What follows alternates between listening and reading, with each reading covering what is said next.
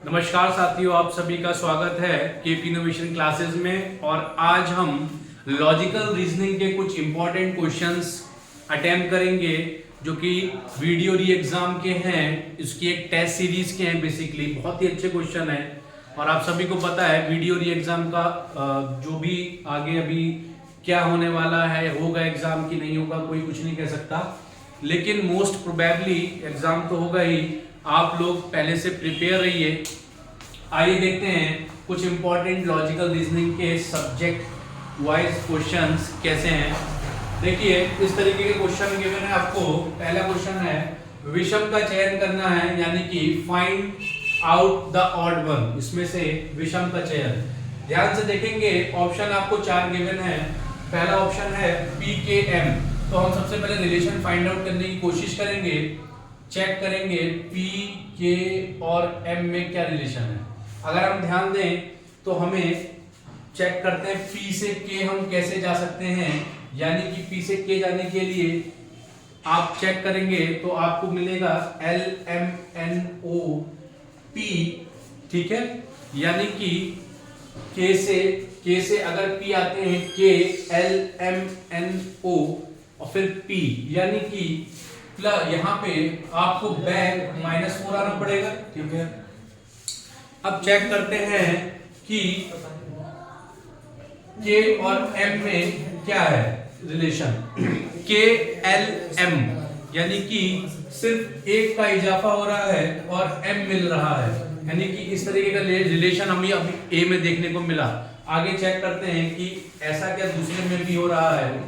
दूसरा है सी x Z, सी से एक्स यानी कि -4 अगर होता है तो ये सही है। तो चेक करिए, एक्स के बाद आएगा Y Z A B and then fifth number पे सी, यानी कि -4, ये तो सही है। फिर चेक कर लिए x से z जाने के लिए क्या +1 है? हाँ, x y and then z, यानी सिर्फ +1 के बाद ही z है, यानी कि ये भी फॉलो कर रहा है, ये भी उसी रूल को फॉलो कर रहा है। अब आप तीसरे में देखते हैं एल ओ एम, एल और ओ के बीच देखिए कितने का डिफरेंस है। तो चेक करेंगे एल एम एन ओ, यानी कि देखा जाए तो L के बाद +3 का इंक्रीमेंट हो रहा है, ठीक है। देखा जाए तो इसके बाद +3 का इंक्रीमेंट, यानी कि ये कॉन्सेप्ट यही खत्म हो गया और हमारा आंसर क्या हो गया? C, ठीक है। तो इस तरीके से इसको करना है। अब आगे चेक करते हैं दूसरा क्वेश्चन। इसमें सीरीज को कंप्लीट करना है। सीरीज के क्वेश्चन बहुत ज्यादा पूछे जाते हैं, तो आइए देखते हैं इसमें क्या पैटर्न फॉलो हो रहा है। ध्यान से देखिए, आपको 3 टर्म्स दिए हैं, चौथा पूछा है। पहले टर्म का पहला अल्फाबेट F, दूसरे का पहला G, फिर H, यानी F G H, ये कॉन्जिक्यूटिव है F G H। H के बाद क्या आएगा? I, यानी कि इसके बाद जो अगला टर्म होगा वो I। अच्छा, अब मिडिल वाला देखिए K, फिर M में कितना जंप हुआ? K L M, यानी 1 का जंप हुआ, यानी कि इससे M जाने के लिए +1 का जंप हुआ। ऐसे ही M से O जाने के लिए L M N O, फिर अगेन +1 का जंप हुआ, यानी कि जो अगला आएगा वो O के बाद एक जंप करने पे ही आएगा, यानी कि L M N O P, P के बाद जस्ट Q, ठीक। अब देखते हैं P से हमें यहां पे ये Q है, चेक करते हैं P के बाद Q, Q के बाद R, यानी कि जस्ट कॉन्जिक्यूटिव है, तो R के बाद क्या आ जाएगा? S। तो हमारा जो सीरीज का पैटर्न बनेगा वो बनेगा IQS का, यानी कि फर्स्ट ऑप्शन करेक्ट हो जाएगा। अब ब्लड रिलेशन का एक क्वेश्चन है जिसमें एक तस्वीर में एक महिला की ओर इशारा करते हुए लड़के ने कहा, उसकी मां का इकलौता पुत्र मेरे पिता हैं, वह महिला उस लड़के से किस प्रकार संबंधित है। जब इस तरह क्वेश्चन आपको गिवन हो, आप रिलेशन इसको ड्रॉ करने की कोशिश करिएगा। आइए देखते हैं कैसे ड्रॉ करते हैं। एक तस्वीर में एक महिला की ओर इशारा करते हुए, यानी कि महिला की बात हो रही है इस फोटो में, तो सबसे पहले उस महिला को बना लीजिए।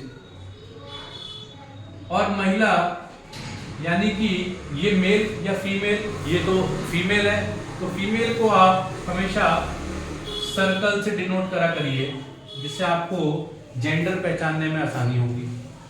अब दूसरी बात क्या हो रहा है, दूसरा आपसे क्या कह रहा है, महिला की माँ की बात, यानी कि महिला की माँ की बात हो रही है। तो अगर हम महिला की माँ को बनाते हैं तो इस तरीके से लिख सकते हैं, महिला की माँ।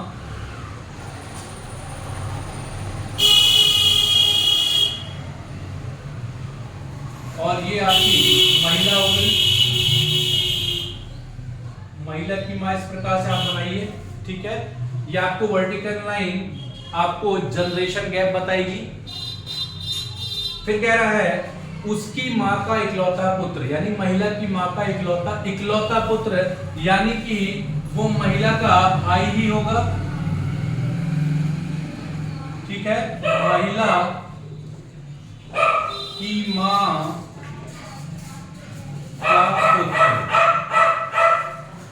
पुत्र है, तो इसको आप आयत में बनाइए, जिससे आपको जेंडर पहचानने में आसानी हो। यानी महिला की माँ का इकलौता पुत्र ये रहा, मेरे पिता हैं, किसके, उस लड़के के जो इशारा कर रहा है। तो ये पिता हुए, तो इनका बेटा कौन हुआ, वो लड़का जो इशारा कर रहा था। अब आपसे कह रहा है वह महिला उस लड़के से, ये महिला इस लड़के से किस प्रकार संबंधित है। तो ध्यान से देखिए, ये एक तरीके से बुआ और भतीजे का हो रहा है, यानी कि अगर महिला का पूछ रहा है तो वो लड़के की क्या होगी, बुआ या आंट भी बोलेंगे, तो आंट इसका ऑप्शन करेक्ट हो जाएगा, ठीक है। अब देखिए, यदि अंग्रेजी वर्णमाला के पहले आधे भाग को व्युत्क्रमित किया जाता है, यानी कि ठीक उल्टा कर दिया जाता है। आप सभी को पता है कि टोटल अल्फाबेट होते हैं 26, हाफ करेंगे तो आप आएंगे एम तक, ठीक है ना। कहां तक आएंगे, एम तक। एम तक इसको फिर उल्टा लिखने की कोशिश करिए, जैसे A B C D E F G H I J K L M, ठीक है। 13 हो गए ये, इसको जस्ट उल्टा लिखिए, यानी कि M L K J I H G F E D C D A, ठीक है। हमने जस्ट व्युत्क्रमित करके लिख लिया उल्टा, कह रहा है। और इसके बाद इसको पूरा सीरीज पूरा करिए, यानी कि इसके बाद एम के बाद एन ओ पी क्यू, तो ये जस्ट आपको ऐसा ही लिखना है, यानी कि N O P Q R S T U V W X Y Z, ठीक है। तो बाएं से, बाएं छोर से, बाएं कहां हुआ, यानी कि आपका ये सातवां अक्षर 1 2 3 4 5 6 7, सातवां ये रहा। अक्षर के दाईं ओर 12वां अक्षर, यानी फिर इसके आपको राइट साइड जाना है और 12वां अक्षर 1 2 3 4 5 6 7 8 9 10 11 12, यानी कि कौन सा अल्फाबेट मिला आपको, एस। तो एस आपका आंसर हो जाएगा, ठीक है। इस तरीके से आपको इन सवालों को करना है, ठीक है। और इसी प्रकार के सवाल देखते हैं आगे भी। आइए देखते हैं आगे कुछ इंपॉर्टेंट क्वेश्चन। क्वेश्चन है कथन और निष्कर्ष वाला। इसमें कथन है कुछ चम्मच कांच हैं, यानी कि बात कर रहा है कुछ चम्मच कांच हैं, कुछ चम्मच कांच हैं। फिर आपसे कह रहा है सभी टेडी चम्मच हैं, यानी कि सभी टेडी चम्मच हैं, ठीक है। इस तरीके का रिलेशन है और ये बनाते हैं।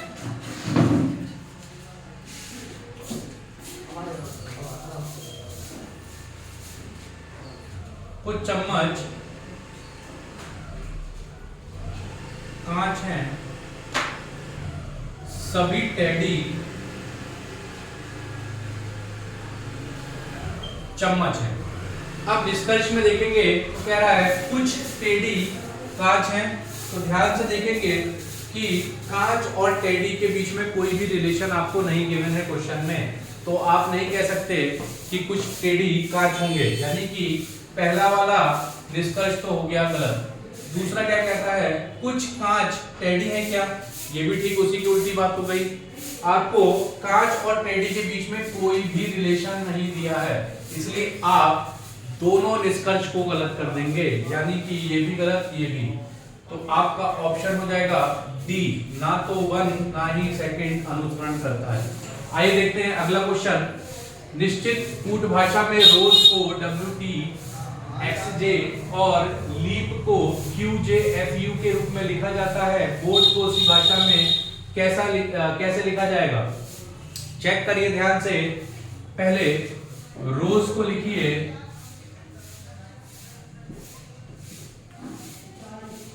एंड WTXJ, ठीक है। इसमें रिलेशन देखते हैं। अगर मुझे R से W में जाना है तो कितने का इंक्रीमेंट करना है, चेक कर लीजिए। R S T U V W, यानी कि +4 करने पर जो नेक्स्ट आ रहा है वही हमारा टर्म है।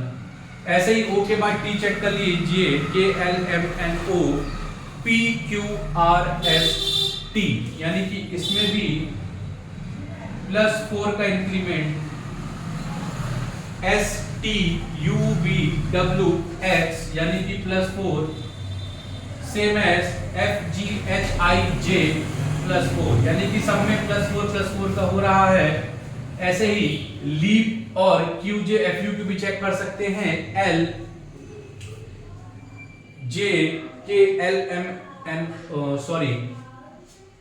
लीप और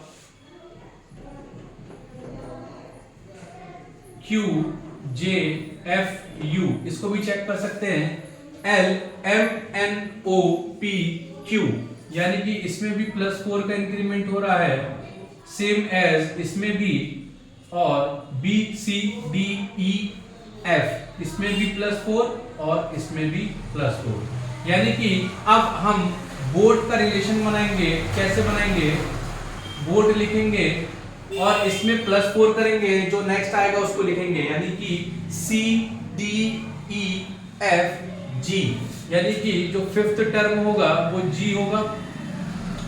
O के बाद 5th टर्म आप यहां से भी ले सकते हैं, T ही आएगा। A के बाद 5th टर्म F होगा और T के बाद नेक्स्ट टर्म आप निकाल सकते हैं PQRSTUVWXY, यानी कि Y, GTFY ऑप्शन में है, ऑप्शन बी, यानी कि ऑप्शन बी करेक्ट हो जाएगा। तो इस तरीके से आपको सवालों को सॉल्व करना है और इसी प्रकार के सवालों के लिए आगे हमसे जुड़े रहिए। धन्यवाद।